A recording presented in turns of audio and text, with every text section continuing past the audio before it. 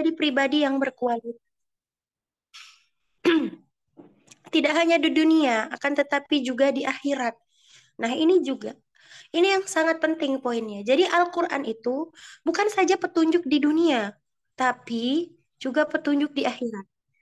Karena memang dunia ini sesaat.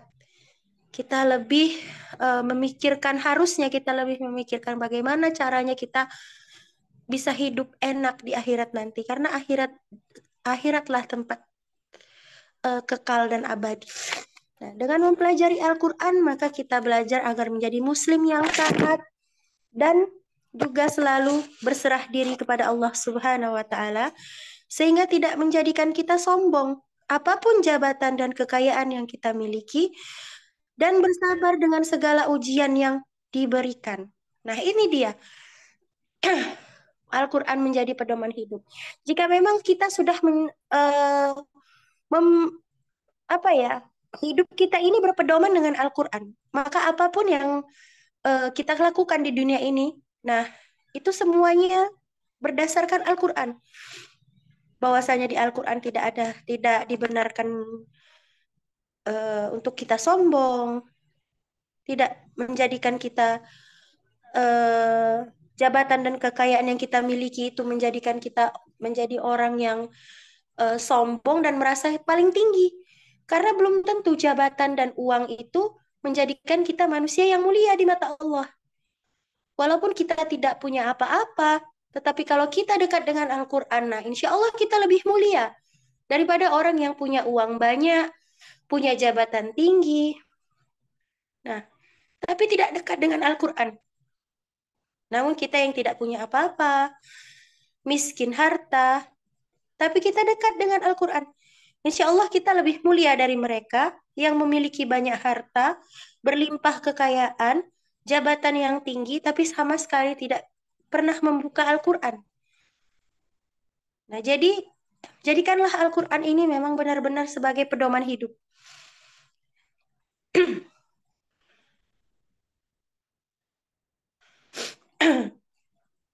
Dan bagaimana kita menghadapi ujian Allah? Semua ada di dalam Al-Quran. Apapun yang sekecil apapun yang ada di kehidupan dunia ini, semua ada dalam Al-Quran.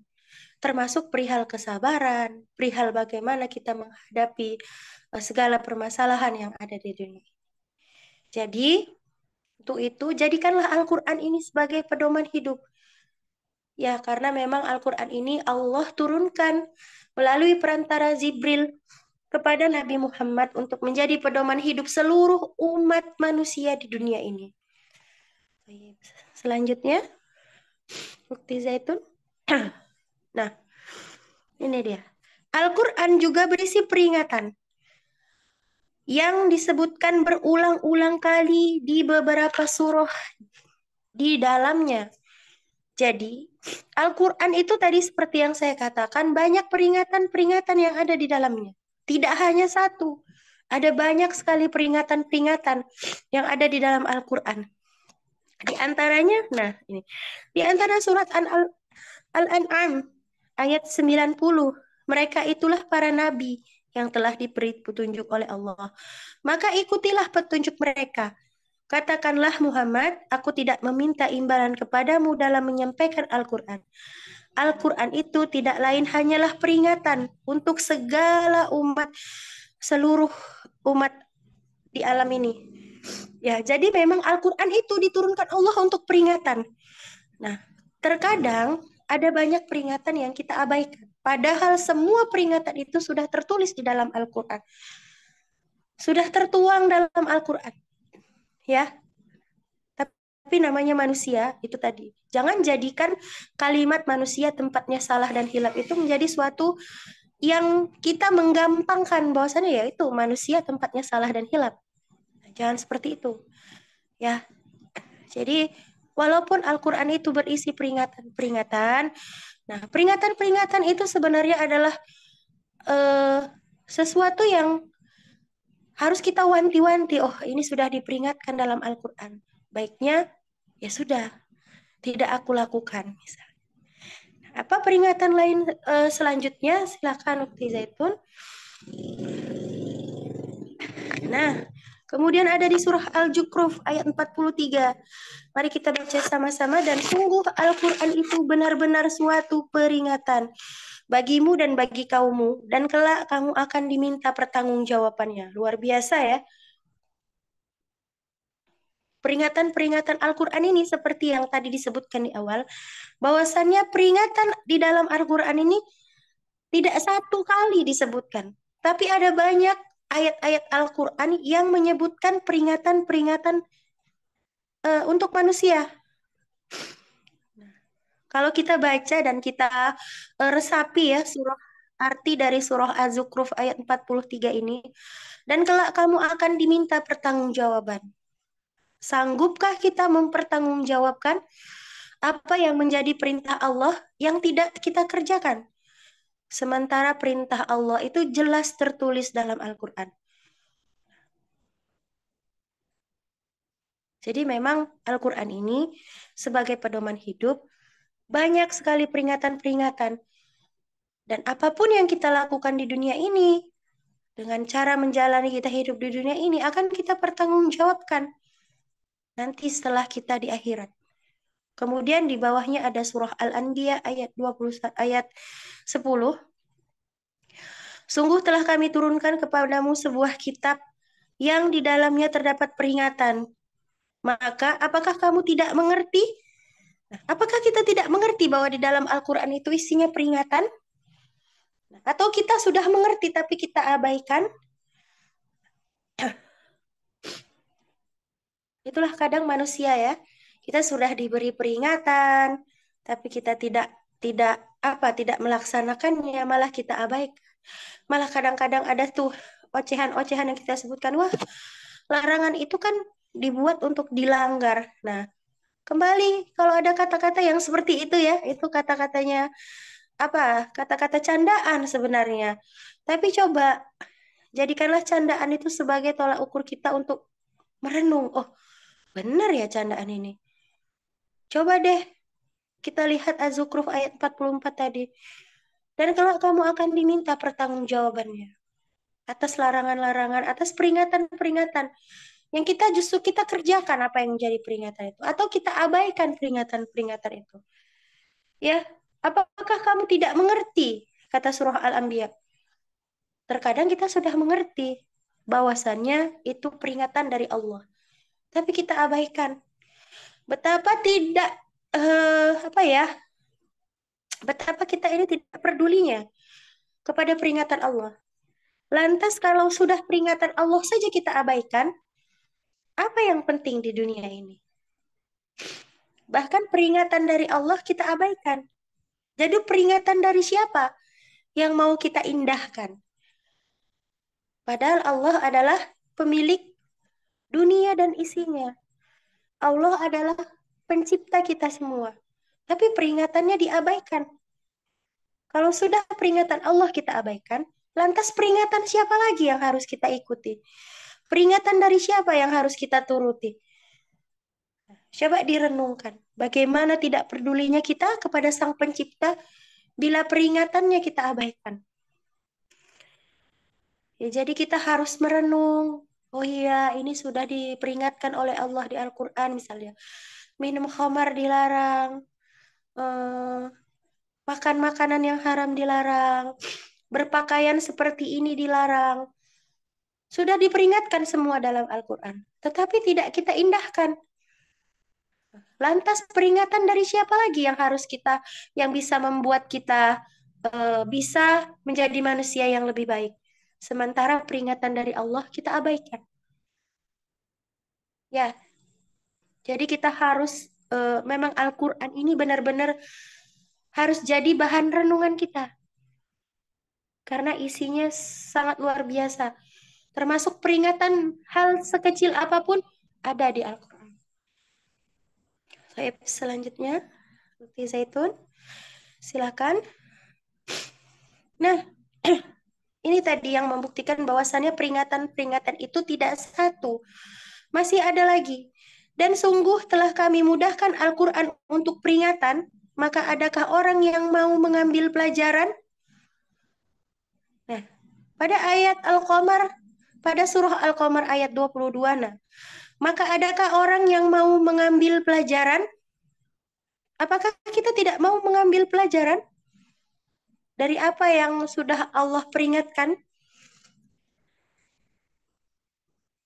Apakah kita tergolong manusia yang tidak mau peduli dengan isi Al-Quran yang sudah sangat detail diturunkan Allah kepada Rasul melalui malaikat Jibril?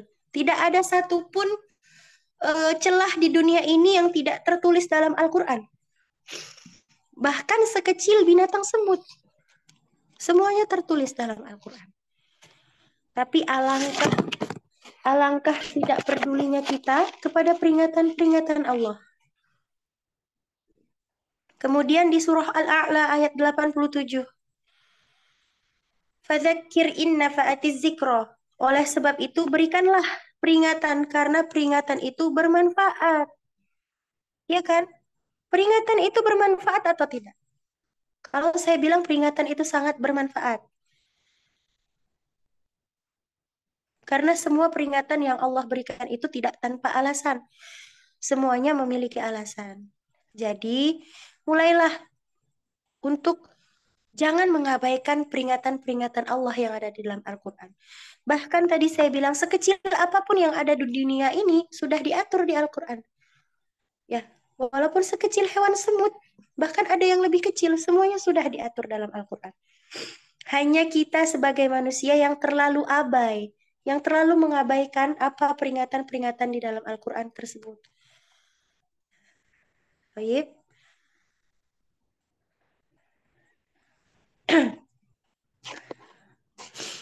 Nah, kemudian Al-Quran sebagai sumber ilmu pengetahuan. Masya Allah ya, Islam memiliki hidayah dari Allah. Allah eh, memilih kita sebagai umat Rasulullah agar kita bisa menjadi eh, manusia yang terpilih, gitu, manusia yang mulia. Tadi sudah saya katakan di awal, siapapun yang dekat dengan Al-Quran, insya Allah menjadi manusia yang mulia. Islam adalah hidayah dari Allah, agama semua nabi. Dan kitab suci Al-Quran adalah sumber utama ajaran Islam yang dianut oleh hampir seperempat penduduk dunia hari ini. Tidak ada satupun buku dan kitab yang paling banyak dibaca dan dihafal di seluruh dunia, serta dikaji dari berbagai perspektif keilmuan, melebihi Al-Quran seperti kandungan surah Yasin ayat 39 sampai 40. Ya, memang benar. Di Al-Quran ini tidak ada buku yang paling banyak dibaca dan buku yang banyak dikaji melalui berbagai perspektif keilmuan melebihi Al-Quran. Jadi artinya memang Al-Quran ini buku yang paling banyak dikaji keilmuannya oleh para ilmuwan-ilmuwan, dan bahkan pernah kita dengar ada ilmuwan yang eh, apa ya, tidak hampir merasa mustahil gitu saat penemuan fosilnya Fir'aun, ya. Dan tapi dia mengkaji dengan eh, teliti bahwasannya memang jauh sebelum itu Allah sudah menuliskan di dalam Al-Quran bahwasannya nanti muminya si Fir'aun ini ketemu, ya, dan menjadi pelajaran bagi umat Islam. Dan saat itu ilmuwan asing itu tuh seperti terkagum. Ternyata ini ada di dalam Al-Quran, ya kan? Seperti itu, bahkan mereka yang non-Muslim saja bisa terkagum dengan isi itu. Ternyata jauh sebelum penemuan mumi Firaun ini, Allah telah menuliskannya di dalam Al-Quran. Kemudian di sini dihafal di seluruh dunia serta dikaji dari berbagai perspektif keilmuan melalui Al-Quran seperti di kandungan surah Yasin ayat 39 dan 40. Dan telah kami tetapkan tempat peredaran bagi bulan, sehingga setelah ia sampai ke tempat peredaran yang terakhir, kembalilah seperti bentuk tandan yang tua. Bahkan yang tidak ada di bumi ini ya, yang ada di luar angkasa sana sudah tertuang dalam Al-Quran. Bahkan termasuk peredaran planet-planet, segala macamnya yang semua ciptaan Allah itu tidak luput dari pembahasannya di dalam Al-Quran. Nah, kemudian tidaklah mungkin bagi matahari mengejar bulan, dan malam pun tidak dapat mendahului siang. Masing-masing beredar pada garis edarannya. Ada yang di daerah Ahwat wa Umahat yang siangnya delay misalnya. Misalnya jam 8 pagi masih ada bulan. Tidak ada, ya. Mungkin di tempat saya, misalnya ya, malamnya delay. Jam 9 malam masih terang, masih ada matahari. Tidak. Semua Allah sudah atur. Ya, tidaklah mungkin bagi matahari mengejar bulan dan malam pun tidak dapat mendahului siang. Masing-masing beredar pada garis edarnya. Ini benar. Begitu sempurna ciptaan Allah. Allah ciptakan siang dan malam. Allah ciptakan matahari dan bulan. Semuanya ada di dalam Al-Quran. Dan masih banyak lagi pengetahuan yang terkandung di dalam ayat-ayat Al-Quran. Amalkan Al-Quran di keseharian kita, niscaya hidup akan terjamin. Lebih sejahtera, berfaedah. Teguhkan hati dalam mempelajari Al-Quran untuk generasi yang akan datang. Nah, itu dia, teguhkan hati. Jadi, kalau kita tidak belajar Al-Quran dari sekarang, lantas mau kapan lagi? Apa yang kita tunggu? Bahkan tolibah-tolibah saya di rukun itu, Masya Allah sekali ya. Usianya sudah tidak lagi muda. Sudah di atas 50 tahun hampir rata-rata, tapi semangatnya Masya Allah. Bagaimana dengan kita yang masih muda?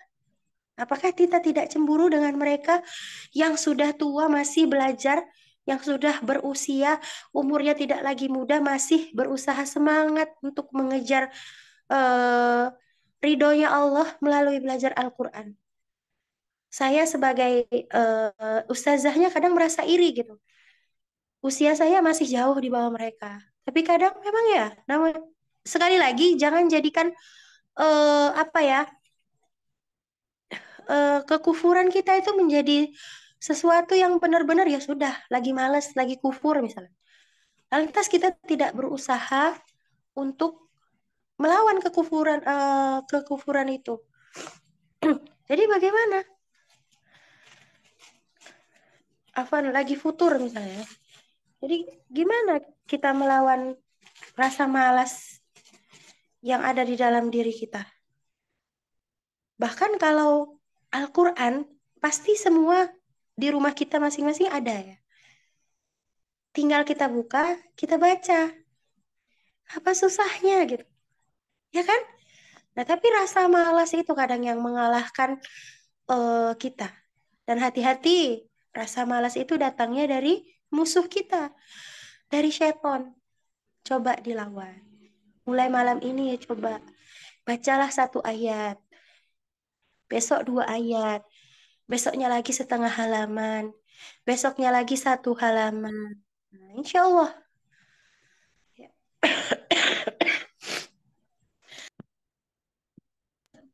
ya, lanjut, Ukti Zaitun. Silakan.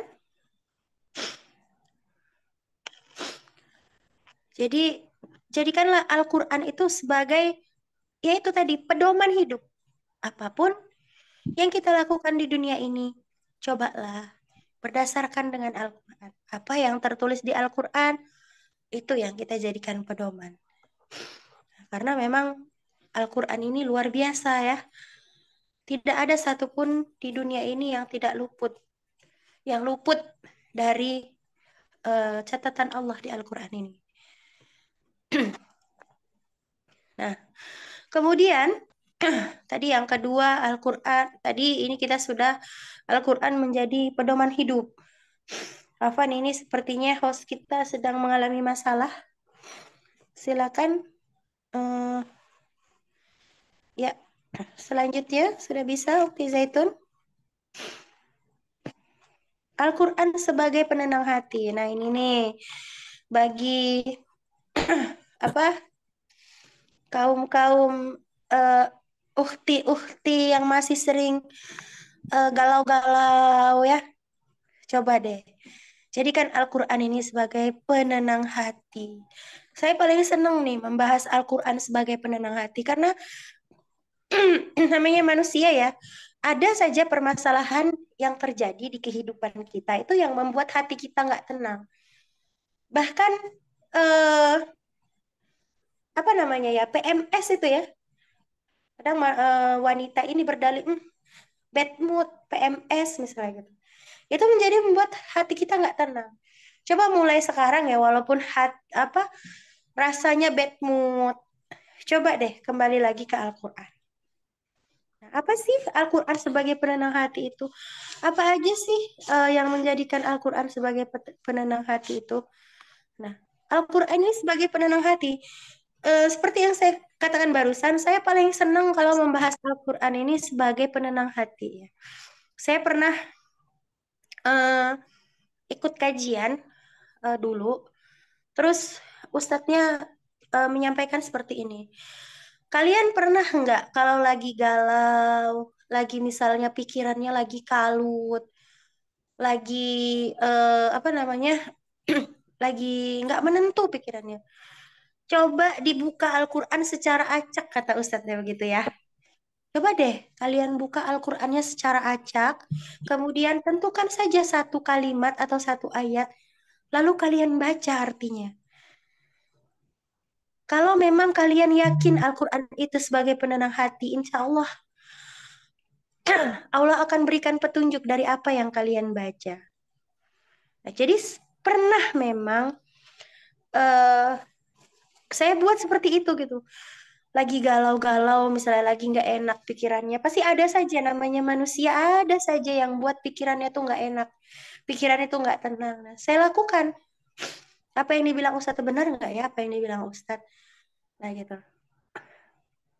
Saya buka Al-Quran secara acak, saya baca isinya, saya baca artinya. Nah, Masya Allah. Dan ternyata Allah berikan petunjuk. Ya, luar biasa. Percaya atau tidak, jika kita memang benar-benar meyakini bahwasannya Al-Quran itu adalah petunjuk, Al-Quran itu sebagai penenang hati, kita akan dapat jawaban dari apa yang kita baca.